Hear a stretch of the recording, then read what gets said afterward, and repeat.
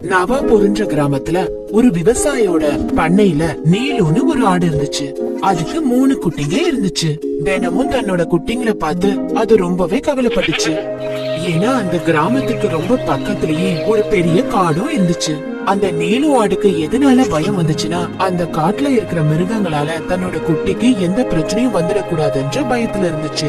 அதனால அத நினைச்சு ரொம்ப கவலையா இருந்துச்சு. தினமும் தன்னோட ஆட்டுக்குட்டிங்களுக்கு அது நிறைய பயிற்சிகளும் கொடுக்கும். அந்த காட்டுக்குள்ள போக கூடாதுன்னு சொல்லும்.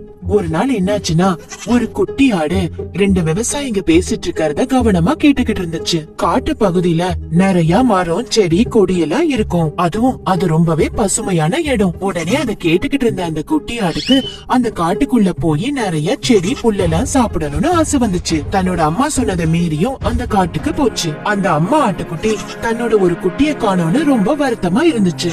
உடனே அந்த ஆடு அந்த காட்டுக்குள்ள போய் தன்னோட குட்டிய மீட்டெடுக்கணும்னு முடிவு பண்ணுச்சு. காட்டுக்குள்ள போன அந்த குட்டியாடு ஒரு பட்டாம்பூச்சி பின்னாடியே போய்கிட்டு இருந்துச்சு. இப்படியே அந்த குட்டியாடு காட்டுக்கு நடுப்பகுதிக்கு போயிடுச்சு. அப்ப என்னாச்சுன்னா, தனக்கு முன்னாடி இருந்த 4 ஓநாய்களை பார்த்து அது ரொம்பவே பயந்து போயிருந்துச்சு. அப்பதான் அதுக்கு தன்னோட அம்மா சொன்னது ஞாபகத்துக்கு வந்தது. அம்மா சொன்னதை மீறி வந்தது தப்புன்னு அதுக்கு அப்பதான் புரிய ஆரம்பிச்சது. அடேங்கப்பா, இவ்வளோ இள ஆட்டுக்குட்டி நம்ம கிட்ட வந்து மாட்டோன்னு நான் நினைச்சு கூட பார்க்கல. பாத்தீங்களா, நம்ம எதிர்பாராத இவ்வளவு உணவு நமக்கு கிடைக்க போகுது. இத நம்மளே வச்சு சாப்பிடலாம். எனக்கு நேத்து பிறந்த நாள்ல எனக்கு கிடைச்ச பரிசு இது.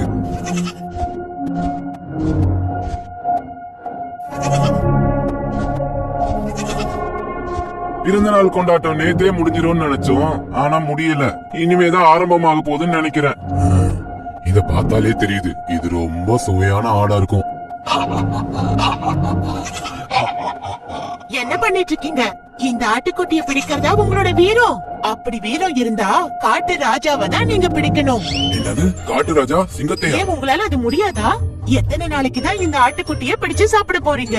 உங்களோட பிறந்த நாள் கொண்டாட்டத்துக்கு சிங்கம் தான் நல்லா இருக்கும். என்னோட குட்டிய சாப்பிட்டு உங்களுக்கு என்ன கிடைக்க போகுது? உங்க 4 பேரோட பசி இதுல ஆறி போயிடுமா என்ன? வெளியில எல்லா மக்களும் என்ன பேசிக்கிறாங்க தெரியுமா? ஓநாய்களுக்கு தைரியமே இல்லன்னு, அதுங்களுக்கு துணிச்சலும் இல்ல, அது ரொம்பவே வேஸ்ட்னு. எங்களுக்கு தைரியம் இல்லையா? நாங்க நினைச்சா காட்டு ராஜாவே எதிர்த்து நிப்போம், அவரையே வேட்டையாடுவோம். இவ்வளவு தைரியம் இருக்கிறவங்க அங்க போக வேண்டியதானே? அதோட கதையை முடிச்சா நீங்க ராஜா ஆயிடுவீங்க. அதுக்கப்புறம் இந்த காட்டுல இருக்க எல்லா மிருகங்களும் உங்களுக்கு அடிமையாயிடுங்க. என்ன சொல்றீங்க? அதுக்கப்புறம் சின்ன மிருகத்துல இருந்து பெரிய மிருகம் வரைக்கும் எல்லாரும் உங்களை பார்த்து பயப்படுவாங்க. இதெல்லாம் கேட்டதும் ஓநாய்களுக்கு மனசு மாற ஆரம்பிச்சது. சிங்கத்தையே எதிர்க்கணும்னு அதுங்க முடிவு பண்ணுச்சுங்க. கேட்டீங்களா, நாமளும் காட்டுக்கு ராஜாவா ஆகி பாப்போம். காட்டு ராஜாவா இருந்தா ரொம்ப நல்லா இருக்கும். ஆமா, எல்லாருமே நம்மள பார்த்து பயப்படுவாங்க. ஆனா காட்டு ராஜாவா அழிக்கிறது அவ்வளவு சுலபம் இல்லல்ல. இது நடக்கும்னு என்னால சுலபமா சொல்ல முடியல. இருந்தாலும் இத நம்ம ரிஸ்க் எடுத்து செய்யலாம். அப்பதான் நம்மளுக்கு ஒரு பெரிய வேட்டை கிடைக்கும். உடனே அந்த 4 ஓநாய்களும் சிங்கம் இருக்கிற இடத்துக்கு போனாங்க. அந்த ஓநாய்களை திசை திருப்பி விட்டுட்டு அந்த ஆடும் குட்டி ஆடும் ஓட ஆரம்பிச்சது. சீக்கிரமா ஓடி தன்னோட கிராமத்துக்குள்ள போகணும்னு முயற்சி பண்ணி ஓடினாங்க. ரொம்ப தூரம் ஓடினதுனால அவங்க ரொம்பவே களைப்பாயிட்டாங்க. அந்த பக்கமா திடீர்னு காட்டு ராஜா வந்துட்டு இருந்தாரு. அவங்கள பார்த்ததும் அவருக்கு ரொம்பவே கோபம் வந்து அவங்க எதிர வந்து நின்னாரு. சிங்கத்தை பார்த்ததும் அந்த ஆட்டுக்குட்டிக்கு பயம் வந்து தன்னோட அம்மா பக்கத்துல போய் நின்னுக்குச்சு. ஒரே பாய்ச்சல்ல அந்த சிங்கம் அவங்க முன்னாடி வந்து நின்னுருச்சு. அந்த சிங்கம் ரொம்ப கோபத்தோட அந்த பெரிய ஆட்டையும் குட்டி ஆட்டையும் முறைச்சு முறைச்சு பாத்துட்டு இருந்துச்சு. என்னாச்சு சிங்கராஜா? எதுக்காக நீங்க எங்களை முறைச்சு முறைச்சு பாத்துட்டு இருக்கீங்க? உனக்கு தெரியாதா? நீதானே அந்த ஓநாய்களை என்கிட்ட அனுப்பிச்சது. அவனால என்னன்னு தெரியுமா இப்போ? அத விடுங்க. உங்க மனைவி சிங்கம் எப்படி இருக்காங்க? அதையா நீ கேக்குற? ஆமா, போன தடவை இந்த காட்டுக்கு நான் பிக்னிக் வந்தப்போ உங்களோட மனைவி எனக்கு ரொம்பவே நட்பாயிட்டாங்க. அதான் அவங்கள கேட்டேன் எப்படி இருக்காங்கன்னு. அவங்க கண்டிப்பா என்ன ஞாபகம் வச்சிருப்பாங்க.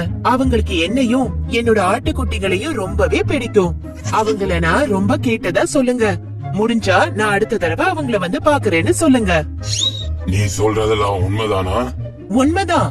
நீங்க இப்ப எங்களை ஏதாவது பண்ணீங்கன்னா உங்க மனைவி உங்ககிட்ட ரொம்பவே கோச்சுக்குவாங்க. அவங்களுக்கு பிடிச்சவங்கள நீங்க தானே பத்திரமா பாத்துக்கணும். இல்லனா நீங்க இப்ப எங்களை கொன்னு சாப்பிட போறீங்களான்னு நீங்களே முடிவு பண்ணிக்கோங்க. உங்க மனைவியோட கோபத்துக்கு ஆளாக போறீங்களா?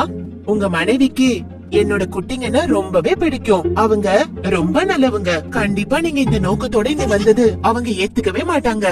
இப்படி நீங்க எங்களை பேசினதே அவங்களால தாங்கிக்கவே முடியாது. அப்புறம் உங்க மனைவி கிட்ட நீங்க தான் வாங்கி கட்டிக்கணும். இத கேட்டதும் சிங்கராஜா அந்த ஆடுங்களை ஒண்ணுமே பண்ணாம போயிட்டாரு. அதுக்கப்புறம் அந்த நீலு ஆடு சிங்கத்துக்கிட்ட என்ன சொல்லுச்சுன்னா, தன்னோட நண்பர் இங்க இருக்கிறதாவும் அந்த நண்பர் காகம்னு சொல்லுச்சு. அத பாக்கதான் வந்தோன்னு சொல்லுச்சு. இந்த காகமும் உங்க மனைவிக்கு ஃப்ரெண்டு தான். போன தடவை நாங்க எல்லாருமே மீட் பண்ணிக்கிட்டோம். இப்ப நான் உன்னை நம்புறேன். நல்ல வேலை, இதை என்கிட்ட முன்னாடியே சொல்லிட்டியே. இல்லனா நான் ஒரு வழியா ஆயிருப்பேன். என்னோட சிங்கராணி என் மேல கோவமா இருப்பாங்க. இப்போ நீங்க போகலாம், எதுவும் செய்ய மாட்டேன். நான் உங்களை சந்திச்சு பேசினது கூட அவங்க கிட்ட நீங்க சொல்ல வேண்டாம், சரியா? இந்த கதையை நம்பிட்டு ராஜாவும் அங்க இருந்து புறப்பட ஆரம்பிச்சாரு.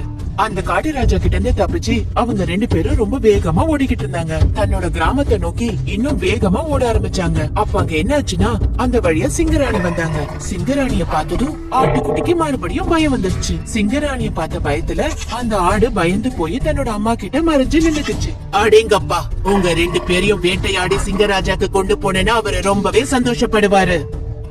என்னது, நாங்க சிங்கராஜாவோட நண்பர்கள். எங்களை நீங்க வேட்டையாடணும்னு நினைச்சது அவருக்கு தெரிஞ்சதுன்னா என்ன நடக்கும்? அவரோட நண்பர்களையே நீங்க வேட்டையாடனா என்ன நடக்கும்? வேட்டையாடலாமா? அது அவருக்கு தெரிஞ்சா என்ன நடக்கும்னு யோசிச்சு பாருங்க. அவருக்கு நாங்க நிறைய உதவி பண்ணி. சிங்கராஜா என்கிட்ட அப்படி ஒண்ணும் சொல்லலையே. உங்களை பத்தி என்கிட்ட அவரு நிறைய சொல்லிருக்காரு. எங்க 2 பேரையும் சிங்கராஜாக்கு ரொம்பவே பிடிக்கும். அதனாலதான் உங்களை பத்தி பெருமையா நிறைய விஷயம் எங்க கிட்ட சொல்லிருக்காரு. அப்படியா? சிங்கராஜாக்கு நீங்க அவ்வளவு நெருங்கிய நண்பர்களா? ஆமா, ஒரு நாள் அவர் ஆபத்துல இருந்தப்போ நானும் என் குட்டியும் தான் அவரை காப்பாத்தணும். ஓ அப்படியா? அப்படின்னா நான் உங்களை எதுவுமே செய்ய முடியாது. நீங்க என்ன பார்த்ததாகவோ எங்களை வேட்டையாட போறதாவோ அவர்கிட்ட எதுவுமே சொல்லிக்க வேண்டாம். தெரிஞ்சா அப்புறம் அவரு ரொம்ப கோவப்படுவாரு. அப்புறம் உங்களுக்கு தான் ஆபத்து. நானும் ராஜாவும் எப்படி நண்பர்களானோம்னா என் முயல் நண்பனாலதான் அவரோட நண்பர்களானோம். அப்படிதானே முயல்? பாத்தீங்களா, ஒரு நாள் அவர் ஆபத்துல இருக்கும்போது நானும் முயலும் தான் அவரை காப்பாத்தணும். இல்லனா அவரை வேட்டையாடி கொண்டு போயிருப்பாங்க. நல்ல வேளை நீங்க சிங்கராஜாவை நல்லபடியா காப்பாத்திட்டீங்க. இந்த கதையை நம்பிட்டு சிங்கராணியும் அங்க இருந்து கிளம்பி போயிட்டாங்க. நல்ல வேளை தப்பிச்சோன்னு நினைச்சுக்கிட்டு அம்மா ஆடும் அந்த குட்டி ஆடும் திருப்பி அங்க இருந்து ஓட ஆரம்பிச்சது. அங்க இருந்து ஓட ஆரம்பிச்சவங்க இடையில எங்கேயுமே நிக்கல. கடைசியா தன்னோட வீட்டுக்கு அவங்க வந்து சேர்ந்துட்டாங்க. வந்ததுக்கு அப்புறமா தன்னோட மற்ற குட்டிங்க கிட்டயும் இனிமே ஜாக்கிரதையா இருக்கணும்னு சொல்லுச்சு. நீங்க காட்டுக்குள்ள போனதும் நாங்க ரொம்ப பயந்து போயிட்டோமா. நாங்களும் வரலான்னு நினைச்சிட்டு இருந்தோம். அப்படிலாம் வந்திருக்க கூடாது. நான் போனதே தப்பு. நான் போனதும் என்ன காப்பாத்ததான் அம்மா வந்தாங்க. இனிமே நாம அம்மா சொன்னதை கேட்டு நல்ல பிள்ளையா இருக்கணும். அப்படின்னா அம்மா தான் உன்னை காப்பாத்தி கூட்டிட்டு வந்தாங்களா? இங்க பாருங்க பிள்ளைங்களா, நம்மள சுத்தி நிறைய ஆபத்துங்க இருக்குது. ஆனா நம்ம எல்லாரும் அதுல இருந்து ரொம்ப ஜாக்கிரதையா இருக்கணும். அதுங்க கிட்ட இருந்து நம்மள காப்பாத்திக்க தெரியணும். ஆபத்து வந்துச்சுன்னா பயப்படக்கூடாது. புத்திசாலித்தனமா யோசிக்கணும். எதிரிங்க கிட்ட இருந்து நம்மள காப்பாத்திக்கணும். அதுக்காக நம்மளால முடிஞ்ச அளவுக்கு நம்ம முயற்சி பண்ணணும். எதிரிங்க முன்னாடி நம்ம பயந்துட்டோன்றத காமிச்சுக்கவே கூடாது.